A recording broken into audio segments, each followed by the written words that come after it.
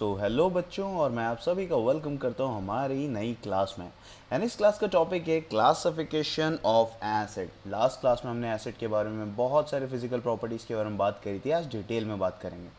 सबसे पहले अगर मैं एसिड के क्लासिफिकेशन की बात करूँ, so we are going to classify them on to the basis of source. Okay, कि हम किस सोर्स से उन्हें ऑब्टेन करने वाले हैं। बेसिकली दो क्लास हैं। सबसे पहली क्लास है नेचुरल एसिड। नेचुरल एसिड वो एसिड होते हैं जो हमें नेचर से ऑब्टेन होते हैं, जो जनरली वीक नेचर के होते हैं।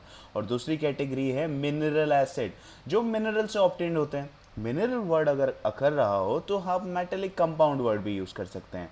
नेचुरल एसिड का एक दूसरा नाम भी है जो ऑर्गेनिक एसिड कहलाता है, और mineral acid on to the other hand इसका भी दूसरा नाम है which is called as inorganic acid. So अगर आप ये अलग अलग नाम सुनते हैं, so don't get confuse class. इसी के साथ हम आगे चलते हैं।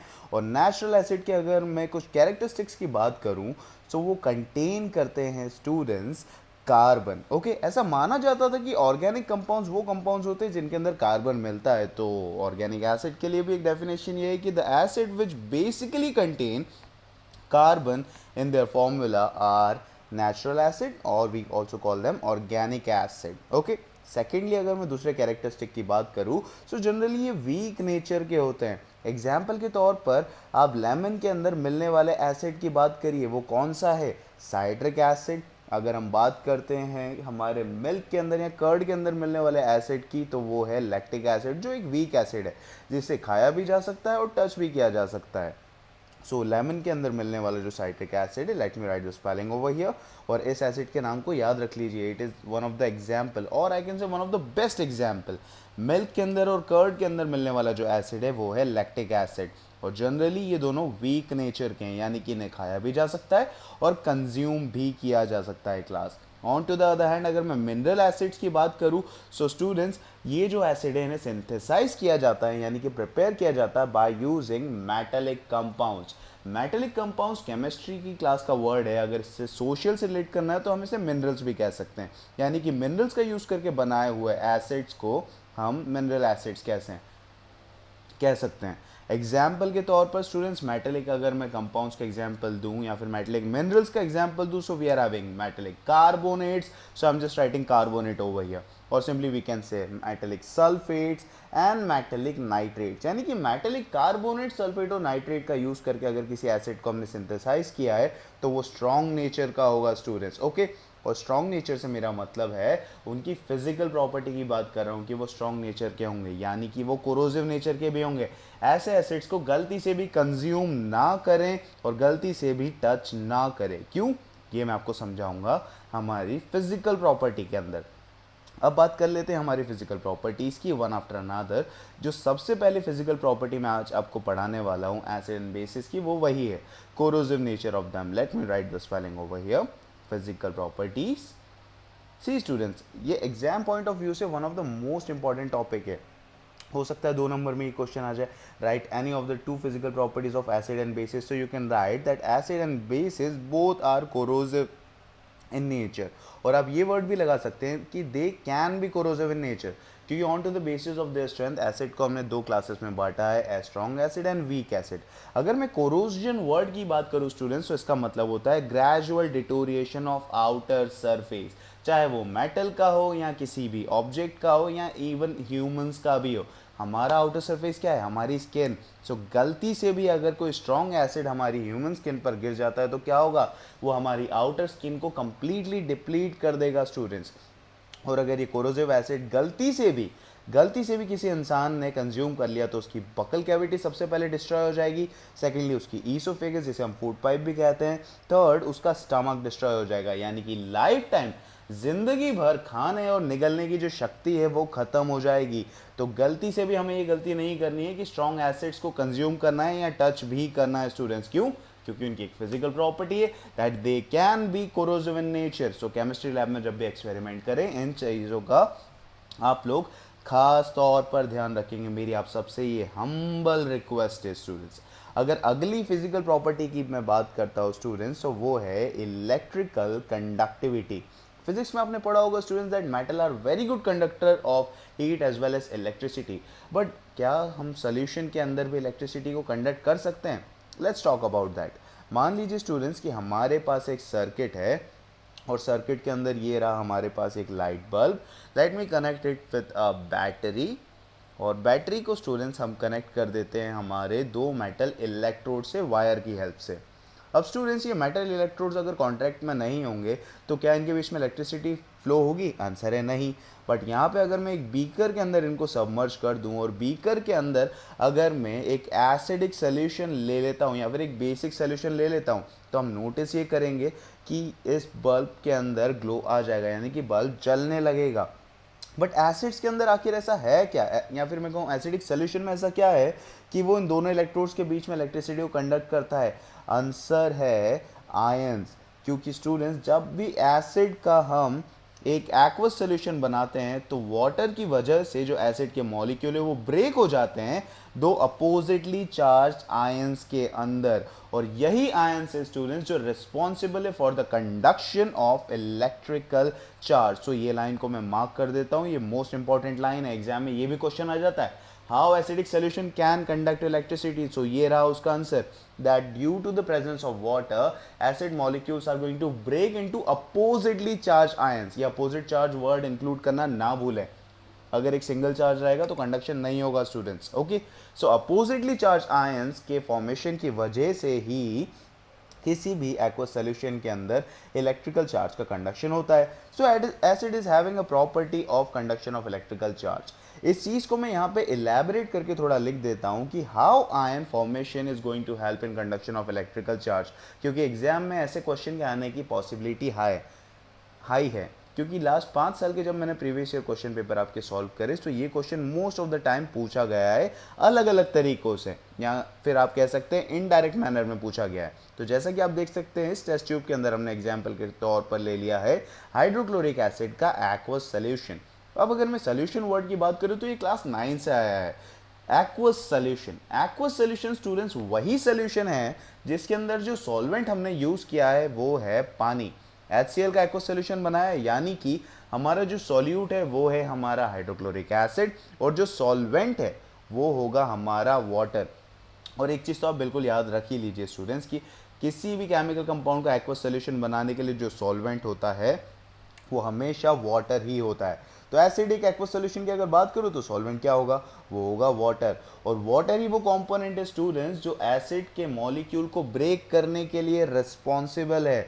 वाटर ही एसिड के मॉलिक्यूल को ब्रेक करता है ताकि अपोजिटली चार्ज आयन बन सके, और वही oppositely charge ion students are responsible for the conduction of electrical charge, and thus we can say कि एक्वस सोल्यूशन किसी भी एसिड का या बेस का इलेक्ट्रिकल चार्ज को कंडक्ट कर सकता है। और क्या चीज़ रिस्पॉन्सिबल है? The responsible thing is water.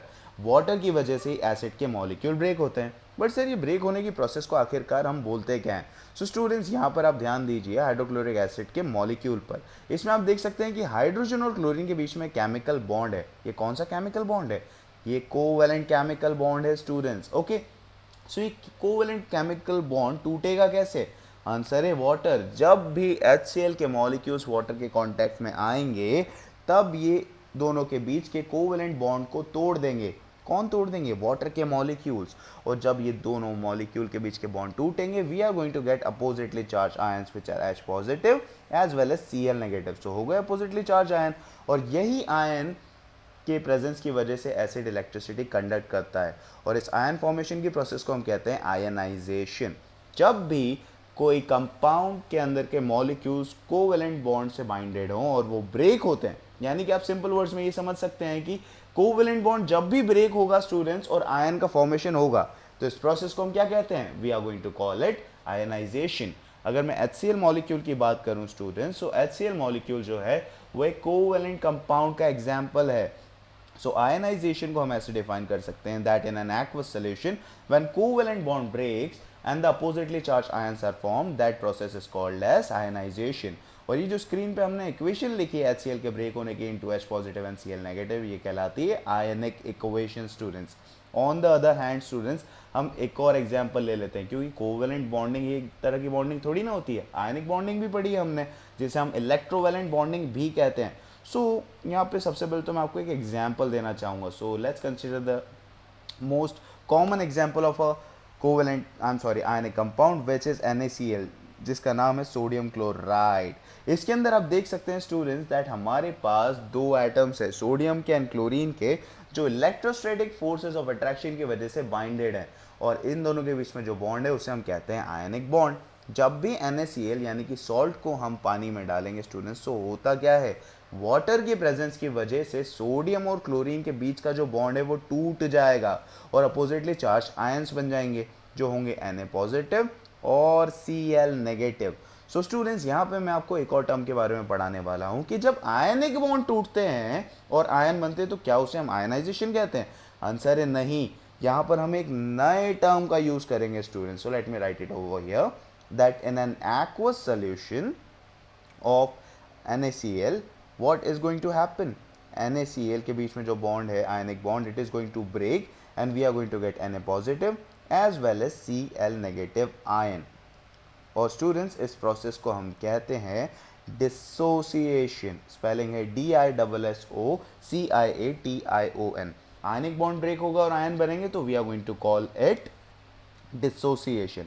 और आयनिक बॉन्ड का ही दूसरा नाम इलेक्ट्रोवेलेंट बॉन्ड भी है स्टूडेंट्स। सो फॉरेन ऑथर की बुक अगर आप रेफर करते हैं और उसमें इलेक्ट्रोवेलेंट बॉन्ड वर्ड लिखा हुआ है, so don't ever get confuse.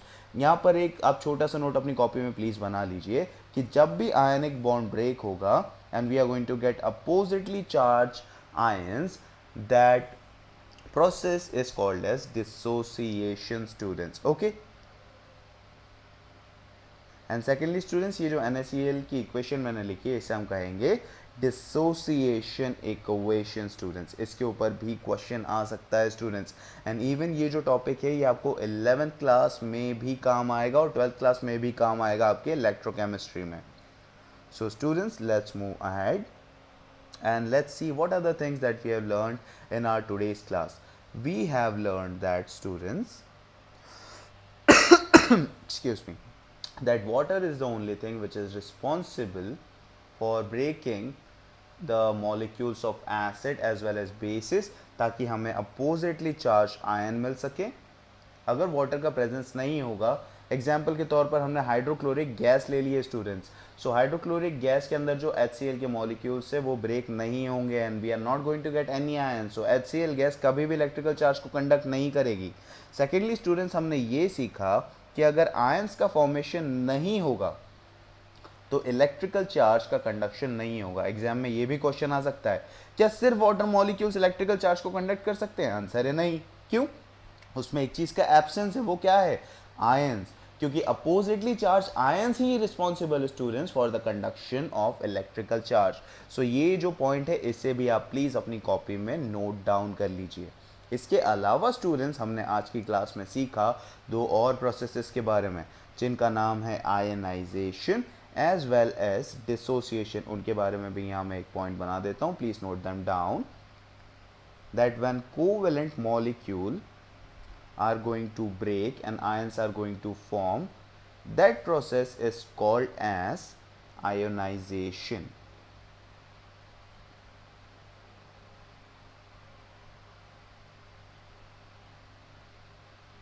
And जो लास्ट टॉपिक हमने पढ़ा आज की क्लास में स्टूडेंट्स, कि जब आयनिक पार्टिकल ब्रेक होते हैं एंड हमें अपोजिटली चार्ज आयंस मिलते हैं, late me right it over here.